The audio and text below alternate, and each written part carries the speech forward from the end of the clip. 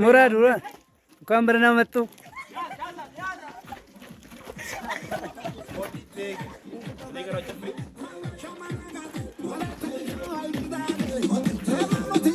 ፈታ በሉ ወንጪ ሁሉና ፈታ በሉ።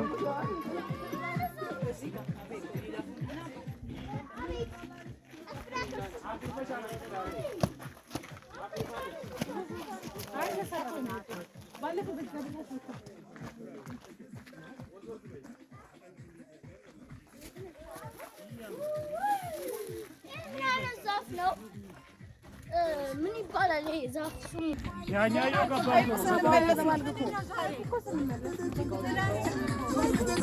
በዚህኛ መስሎን ነበረ ሰው ማሜ በዚህኛ ነው አለ እና ሰብልዬ ደግሞ ትንሽ ደከም ብላለች። አረ አብጄ እንደ ሰብልዬ እንደ አላረገው ቃላብ ደግሞ ያው ኑሩ ስለሌለ ደብሮታል።